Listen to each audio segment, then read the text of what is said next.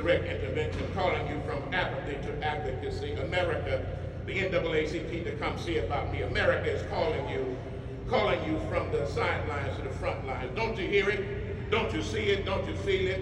America is calling you not to watch what happens, but to make something happen. Not just to think about it, but to be about it. America is calling you not for quiet acceptance, but for constructive resistance. Not calling you by cell phone, iPad, iPhone, text, Instagram, or tweet. It's calling you to meet the challenges in the streets. America is calling you to get on top of all of this madness so our progress will not stop. America is calling you from the north, the south, the east, and the west, determined to invest in everyone doing their very best. So you cannot rest.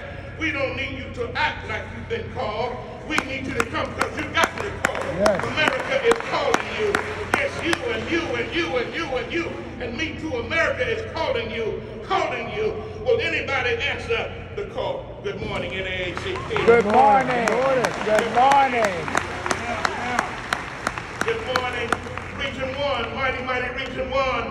Good morning, Region 2, mighty Region 2. Good morning, Region 3, mighty Region 3. Good morning, Region 4, mighty Region 4. Good morning, Region 5, mighty Region 5. Good morning, Region 6, everybody in 6. Good morning, Region 7, everybody going to heaven. Good morning, NAACP. We are here in the house because this is the house that we want to maintain. America is at a crossroads. We in the NAACP stand in the gap at a fork in the road. One way points forward, another way points backwards.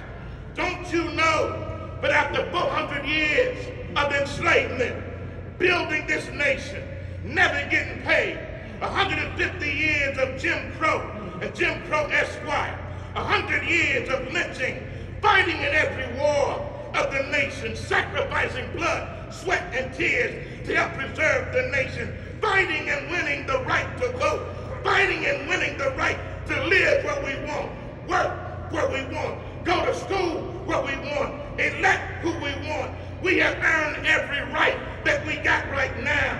Nothing was ever given to us. As Frederick Douglass said, nothing in power conceives nothing without a demand. It never has and it never will. Therefore, we must continue to demand not just respect, but equity of opportunity. We've come too far to be turned back now.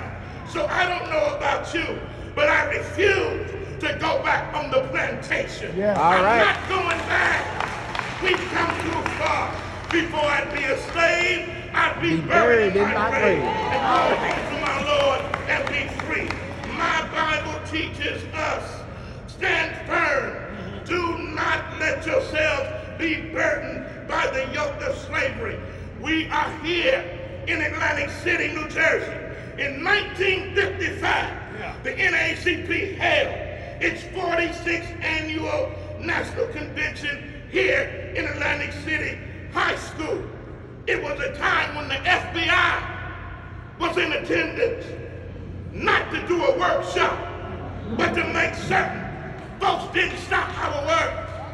During the middle of the annual Sting Iron Dinner, a sea of white rats were released on the floor. That's right. To disrupt the program and disrupt the work of the NAACP. White rats running loose on the street of the floor of the National Convention of the NAACP, done by a white supremacist organization bent on division and confusion. Well, today, beloved, we still have rats released on the very foundation of our freedom and liberation. These rats even have names. They are called redistricting rats, gerrymandering rats, voter suppression rats, state rights rats, make America great again rats, insurrectionist rats, seditionist rats, stealing our right to vote rats, big liar rats, right-wing evangelical Christianity rats. These rats are running loose all over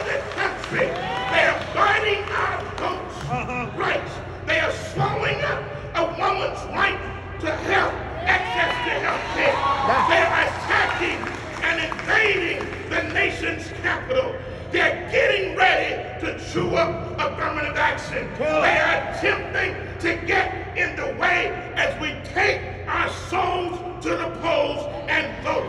They are scratching away at the Constitution because they believe authoritarianism is a better solution.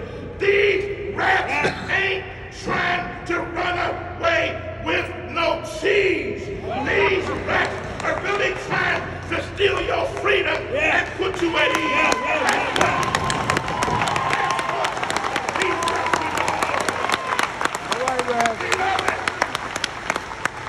That's why Amos Brown, Fannie Lou Hamer, the 20th child in a family of 6 girls and 14 boys, when asked Leon who she was, she said, my name is Fannie Lou Hamer, and I exist.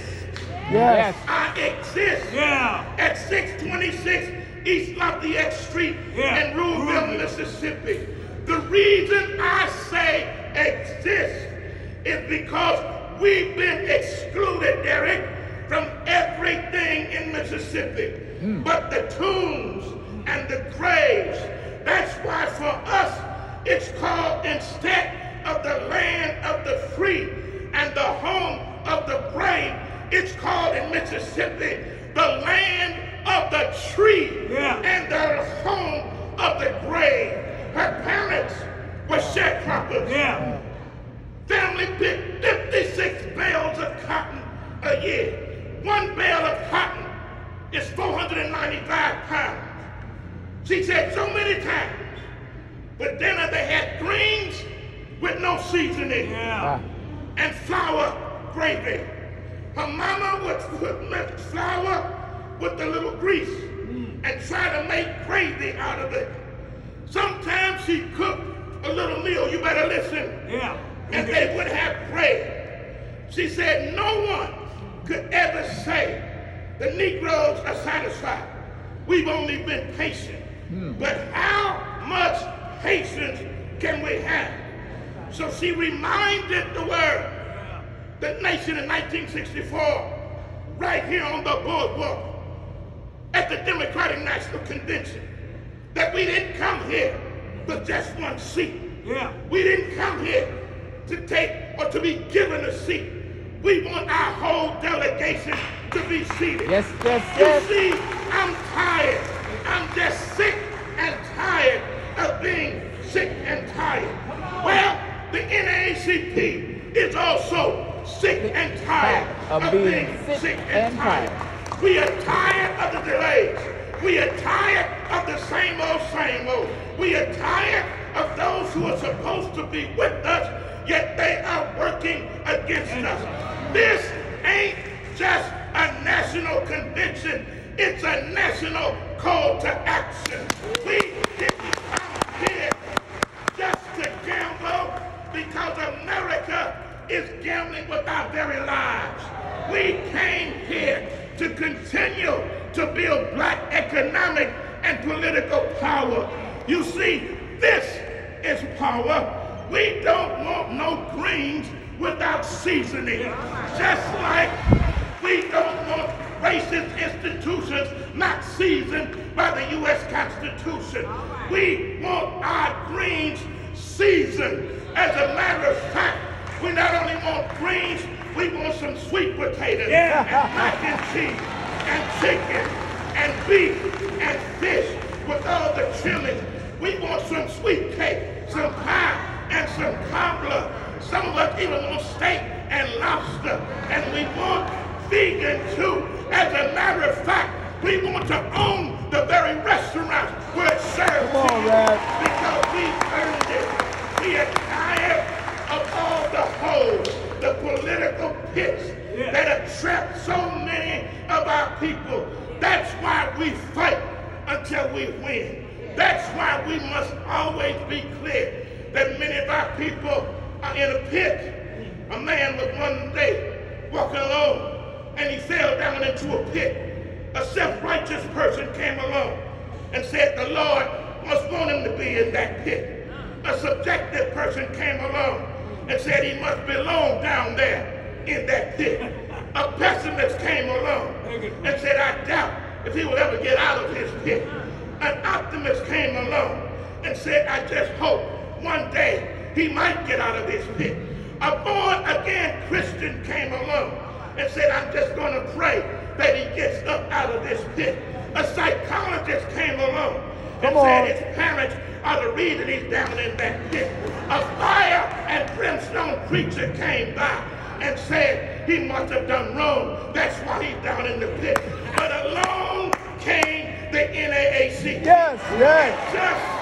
At just the right hour, they reached out a hand and pulled up the man saying, we got the power. You see, God did not give us a spirit of fear, but one of power, of